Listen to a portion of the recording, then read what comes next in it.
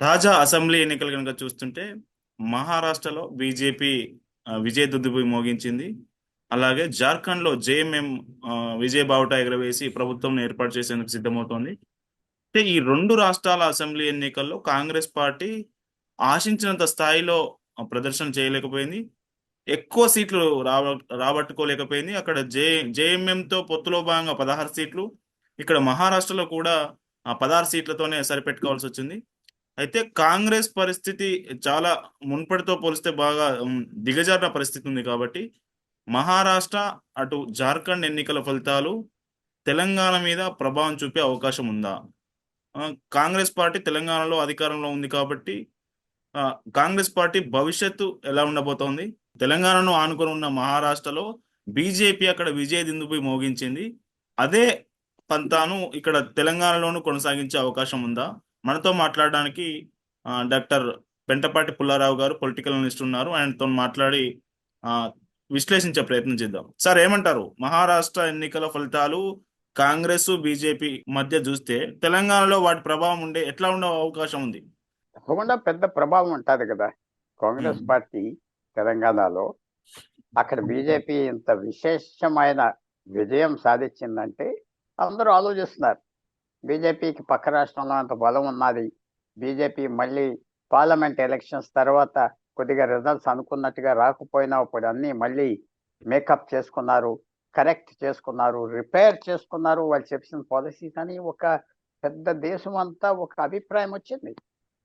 ఇదే మహారాష్ట్ర ఎలక్షన్స్ లో బీజేపీ ఓడిపోయి ఉంటే అది పెద్ద ఇంపాక్ట్ తెలంగాణలో కూడా ఉంటుంది కదా. కాంగ్రెస్ పార్టీ హుషారుగా ఉండదు కదా. సో అలాంటి సమయంలో బీజేపీ గెలిచినప్పుడు న్యాచురల్ గా ఒక ఇంపాక్ట్ ఉన్న ప్రభుత్వం మీద తెలంగాణలో వస్తుంది, కర్ణాటకలో వస్తుంది, దేశం అంతా వస్తుంది. ఇది 2024 జూన్ ఎలక్షన్స్ లో ఆ కూటమి కాంగ్రెస్ కూటమి 31 ఎంపీలు గెలిచారు 48కి.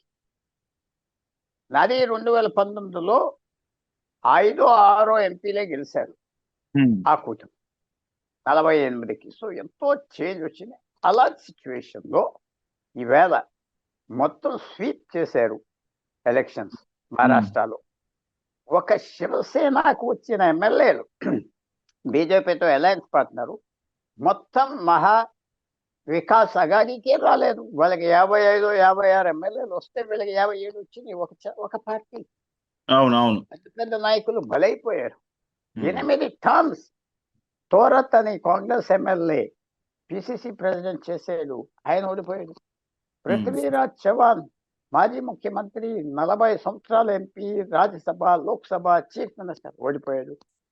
నానా పటోలే ఈ గత 30 సంవత్సరాలు ఎలక్షన్ ఓడిపోలేదు, పిసిసి ప్రెసిడెంట్ 200 ఓట్లతో బయటపడ్డాడు.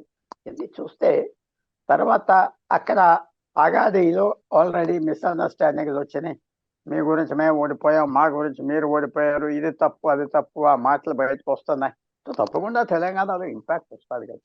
తెలంగాణలో ఎలాంటి ఇంపాక్ట్ వస్తుంది అది వేరే విషయం. సరే, ఇంకొకటి మనం కనుక చూస్తే బీజేపీని, దేశంలో మెజారిటీ రాష్ట్రాలను పాలిస్తున్న బీజేపీని ఎదుర్కోవడానికి కాంగ్రెస్ పార్టీ మొన్న సార్వత్రిక ఎన్నికల ముందు ఇండియా అలయన్స్ అనే ఒక కూటమి తెచ్చుకుంది. ఆ కూటమిలో భాగంగా అన్ని ప్రాంతీయ పార్టీలను చేర్చుకొని ఒక కూటమి తయారు చేసింది.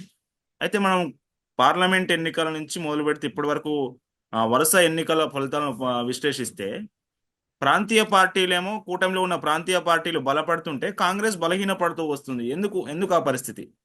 ఒకటి ఎందుకంటే ఇప్పుడు జరిగిన ఎలక్షన్స్ 2024 తర్వాత ఒక హర్యానాలోనే కాంగ్రెస్ బీజేపీ డైరెక్ట్ ఫైట్.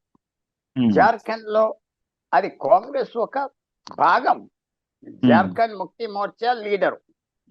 మహారాష్ట్రలో ఒక భాగం, కాంగ్రెస్ పార్టీ హెడ్ కాదు కదా.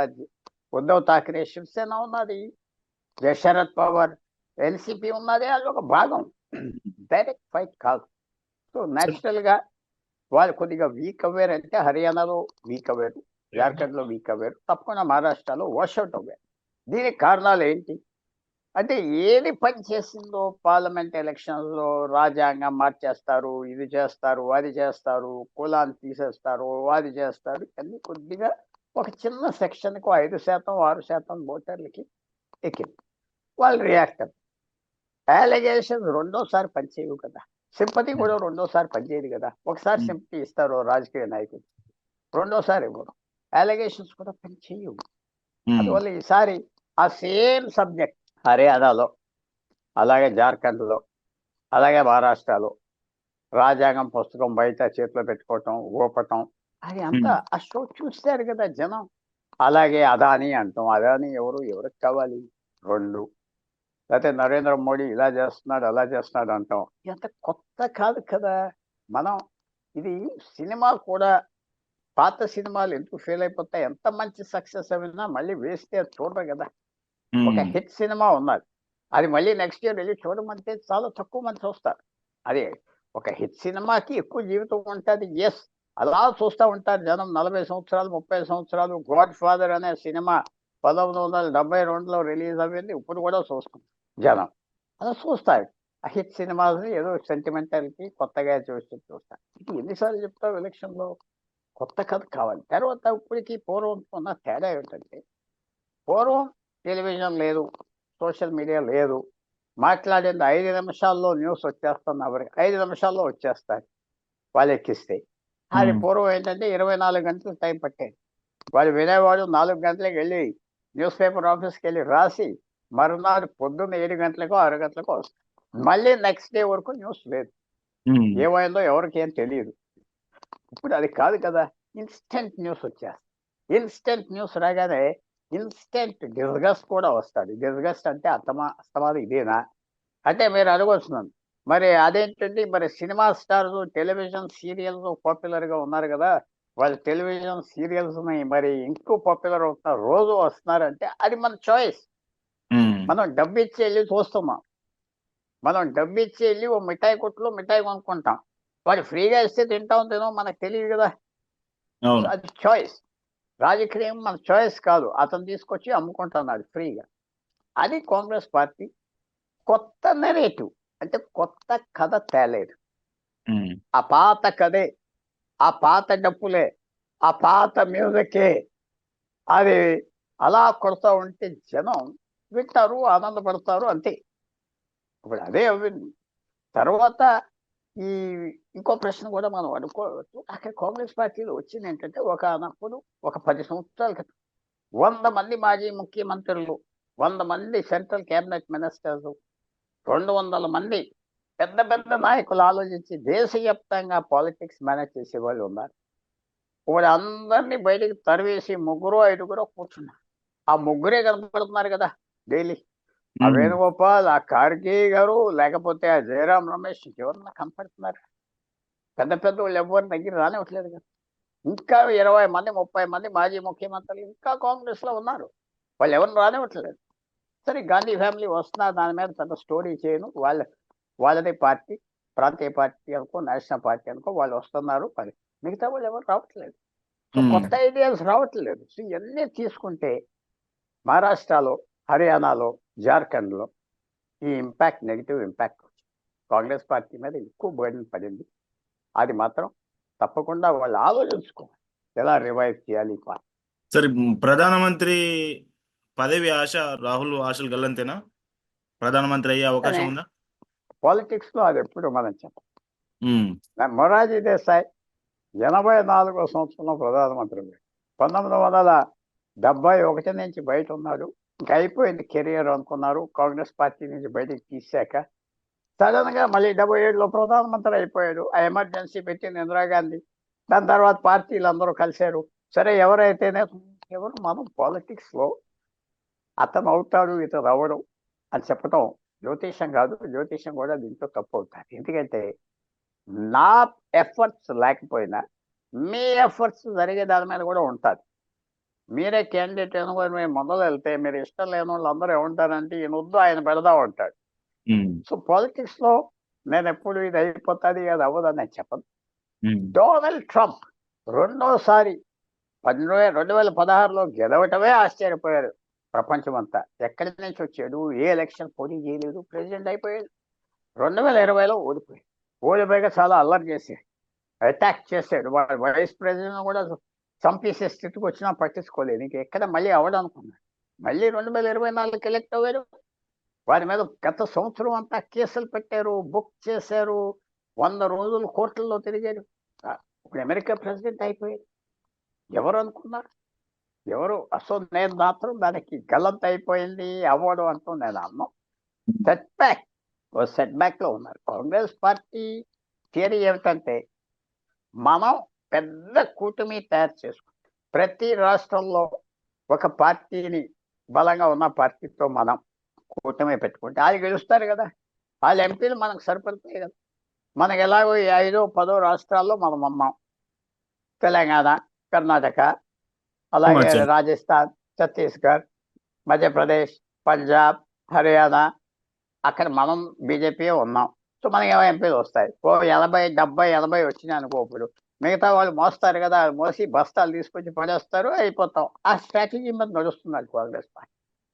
కాంగ్రెస్ పార్టీ ఒకనప్పుడు 2004లో దాంట్లో మన దేశం అంతా మళ్ళీ కష్టపడి పనిచేయాలి, మనం ఎవరికైనా స్థలం ఇస్తే మళ్ళీ ఆ స్థలం ఇవ్వరు. ఆ స్థలం ఇవ్వరు కదా. ఇప్పుడు తమిళనాడులో 39 ఎంపీలు ఉన్నారు. దాంట్లో కాంగ్రెస్ పార్టీ 8-6-7 పోటీ చేస్తుంది. మిగతా ఖాళీ చేసేసిన కదా, క్యాండిడేట్స్ లేరు కదా. సరే ఈ చాలు అంటున్నారు వాళ్ళు. ఈ చాలు డిఎంకేకి వచ్చినా కూడా మన అకౌంటే కదా, మనం ప్రధానమంత్రి అవుతే చాలు. ఆ లెక్క మీద కొత్త టాక్టిక్స్ మీద ఉన్నారు. మనం పెరగక్కర్లేదు, మన మిత్రులు పెరిగితే చాలు. మనం తరిగిపోయినా పర్వాలేదు, పూర్తిగా మాయమైపోకుండా ఉంటే చాలు. అది సరే, మనకు ఇంకొక ప్రశ్న కనుక మనం చూస్తే, మహారాష్ట్రలో కర్ణాటకలో 5 గ్యారంటీలు ఇచ్చారు, తెలంగాణలో 6 గ్యారంటీలు ఇచ్చారు, అక్కడ గెలిచారు, ఇక్కడ గెలిచారు. అవే గ్యారంటీలు మహారాష్ట్రలో ఇస్తే మహారాష్ట్ర ప్రజలు వాటిని తిరస్కరించారు. ఎందుకంటారు? గ్యారంటీలపై నమ్మకం పోయిందా జనాలకు? ఒక పెద్ద పొరపాటు నా వ్యూలో. కర్ణాటకలో గ్యారంటీలు ఇచ్చారు కాబట్టి గెలిచారని కాదు, అక్కడ ప్రభుత్వం, బీజేపీ ప్రభుత్వం సరిగ్గా చేసుకోలేకపోయింది. ఆ ముఖ్యమంత్రి మేనేజ్ చేసుకోలేకపోయాడు. ఆయన ముందర యడియూరప్ప ముఖ్యమంత్రి దిగిపోయాడు. ఆ గొడవల్లో పడ్డారు, ఆ తగుల్లో పడ్డారు, ఫ్యాక్షన్లో పడ్డారు, ఓడిపోయారు. ఆ ఓడిపోయాక ఈ గ్యారంటీలు గెలిచామంటున్నారు. అలాగే తెలంగాణకు వచ్చి మళ్ళీ ఆ బుట్ట నిండా గ్యారంటీలు ఏదో తట్ట నిండా తీసుకొచ్చి పెట్టారు, దాని గురించి గెలిచామంటున్నారు. కాదు కదా. అక్కడ తెలంగాణ సిచ్యువేషన్ ఏంటి, ఆ గ్యారంటీలు ఇచ్చినా ఇవ్వకపోయినా గెలుద్దురు. కేసీఆర్ మీద కోపం వచ్చింది, బీజేపీ ఒక వంతు ఓట్లు తీసుకున్నది హ్యాపీగా. 6.5 వచ్చేసాడు మైనారిటీ ఓట్ తీసుకుని. దాని తర్వాత ఏమంటున్నారు, మేము గ్యారంటీలు చెప్పాం కానీ ఇచ్చామంటున్నారు. గ్యారంటీలకి తర్వాత ఇచ్చారు, తర్వాత వచ్చింది, అంతేగాని మహారాష్ట్రలో కుదరలేదు, రాజకీయం కుదరలేదు. అక్కడ గ్యారంటీలు ఇస్తాం అంటే రాజకీయం కూడా కుదరాలి. గెలిసే రాజకీయం ఉండాలి, నీ కాంబినేషన్ గెలవాలి. ఫర్ ఎగ్జాంపుల్ జార్ఖండ్లో బీజేపీ ఆఫర్ చేయలేదు, ఆఫర్ చేశారు, గెలవలేకపోయారు. అజేయం ఎంత గెలిచింది? 28 ఎమ్మెల్యే ట్రైబల్, రిజర్వ్ ట్రైబల్ సీట్లు. అక్కడ 81 దాంట్లో 28. జేఎంఎం 27 గెలిచింది, 27 గెలిచింది. 28 ట్రైబల్ సీట్స్ లో 27 గెలిచింది జార్ఖండ్ ముక్తి మోర్చా. అవును. ఇంకెలాగా? సో అందువల్ల ఊరికి నేను ఏదో తీసుకొచ్చిస్తున్నానంటే అది పెరగదు. పాలిటిక్స్ కూడా కొంత. ఆంధ్రప్రదేశ్లో జగన్మోహన్ రెడ్డి గారు ఎన్నో ఇచ్చాడు, పట్టించుకున్నారా జనం? పాలిటిక్స్ కూడా కుదరాలి. సో పాలిటిక్స్ మహారాష్ట్రలో వాళ్ళు కుదరలేదు. అది ముఖ్యమంత్రి నా ఒపీనియన్లో బ్రహ్మాండంగా పెరిగాడు ఏక్నాథ్ షిండే. 2.5 సంవత్సరాలు ఎక్కడి నుంచి ఎక్కడికి వచ్చాడు, ఎంత చక్కటి పరిపాలన ఇచ్చాడు. ఎక్కడ ఒక మాట తోలలేదు, ఒక చెడ్డ మాట అనలేదు. అక్కడ బీజేపీతో మంచిగా ఉన్నాడు, అక్కడ అజిత్ పవార్తో మంచిగా ఉన్నాడు. శివసేనాని క్వైట్గా ఎరగొట్టేశాడు. చిన్న వర్కర్స్ అందరినీ లాగేసుకున్నాడు. ఆఖరికి ఏం మిగలలేదు, ఒక ఎంటీ సూట్ కేసు మిగిలిన ఉద్దవ్ ఠాక్రే. వర్కర్స్ అందరూ ఇలా లాగేశారు. సో అవన్నీ పాలిటిక్స్ కూడా కుదరదు, గ్యారంటీ సెల్ఫ్ కుదరదు. సార్, మన తెలంగాణలో కనుక చూస్తే ఇప్పుడు బీజేపీ ఉంది, బీఆర్ఎస్ ఉంది, కాంగ్రెస్ ఉంది. భవిష్యత్తులో మళ్ళీ అధికారంలోకి వచ్చే అవకాశాలు ఏ పార్టీకి మెండుగా ఉంటాయి? ఇప్పుడు బీజేపీ ఏమైనా పెరిగే ఛాన్స్ ఉందా? గతంతో పోలిస్తే పెరుగుతూ వస్తుంది ఇది. ఇప్పుడు మహారాష్ట్రలో కూడా విజయం సాధించింది. నెక్స్ట్ 2 గ్రాడ్యుయేట్ ఎమ్మెల్సీ ఎన్నికలున్నాయి, స్థానిక సంస్థల ఎన్నికలున్నాయి, నెక్స్ట్ ఇయర్ జిహెచ్ఎంసీ ఎన్నికలున్నాయి. కాంగ్రెస్ మీద ఫైట్ చేసేది ఏ పార్టీ? కాంగ్రెస్ మీద ఫైట్ చేసేది 2 పార్టీ. ఉమ్, ప్రాంతీయ పార్టీలు ఒకసారి పుట్టాక, ఒకసారి అధికారంలోకి వచ్చాక అవి వెంటనే వెళ్ళిపోవు. అలా ఉమ్, ఉంటాయి అక్కడ, కొన్ని సంవత్సరాలు ఉంటాయి. ఉమ్, నేషనల్ పార్టీస్ అలా ఉంటాయి. ఎందుకంటే బయట నుంచి చాలా బలం, డబ్బులు గిబ్బులు వస్తాయి, తిరుగుతూ ఉంటాయి. సో తెలంగాణలో చాలా మంది అనుకుంటారు టీఆర్ఎస్ అయిపోయిందంటే, నేను అనుకోవట్లేదు. ఎందుకంటే ఉంటుంది అక్కడ 15% 20% ఓట్లు వస్తాయి. ఎందుకంటే బీజేపీ టికెట్లు ఇవ్వని వాళ్ళు, కాంగ్రెస్ టికెట్లు ఇవ్వని వాళ్ళు బలవంతులు అక్కడికి పోతారు. ఉమ్, ఈవేళ తెలంగాణ కూడా చిన్న రాష్ట్రమే. జార్ఖండ్ 81 ఎమ్మెల్యేలు, ఇది 117 19. ఎంతో మంది ధనవంతులు ఉన్నారు, ఎంతో మంది ఆశ వచ్చింది. రాజకీయం వస్తే గౌరవ మర్యాద వస్తుంది సమాజంలో. గౌరవ మర్యాద కోసం సర్పంచ్ పదవి కూడా కోట్లు ఖర్చు పెడుతున్నారు. ఉమ్, ఓ జిల్లా పరిషత్ చైర్మన్కి అసలు చీఫ్ మినిస్టర్ కంటే పెద్ద పదవిలాగా చూసి గెంతులేస్తున్నారు. ఆ ఎమ్మెల్యే పదవి లేకపోయినా ఆ సెక్యూరిటీ కూడా ఒకడు ఉంటే చాలు, ఎన్ని కోట్లైనా ఖర్చు పెడతానికి రెడీగా ఉన్నారు.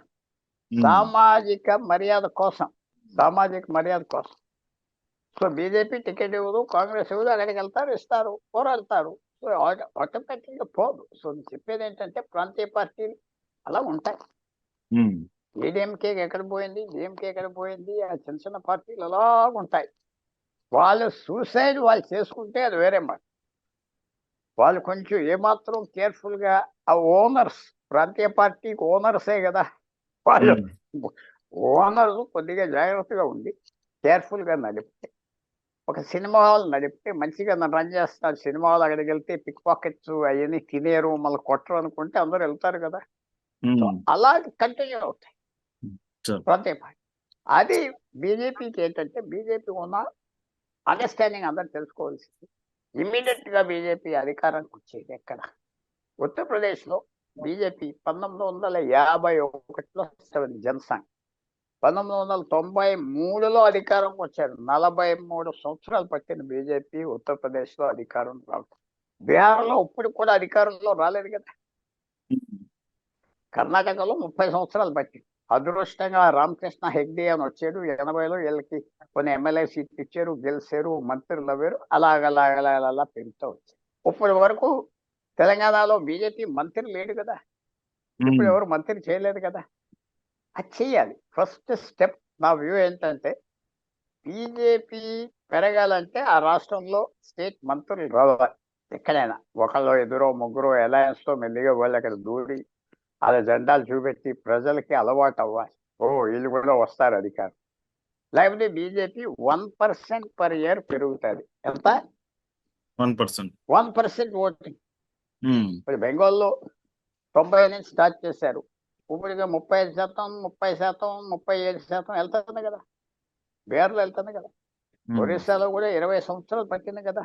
నవీన్ పట్నాయక్తో తెగిపోయింది. 2006లో 7లో తెగిపోయింది నవీన్ పట్నాయక్తో. అది తెగిపోయింది వాళ్ళతో. వాజ్పేయి టైంలోనే తెగిపోయింది. కానీ 25 సంవత్సరాల్లో మెల్లిగా అది.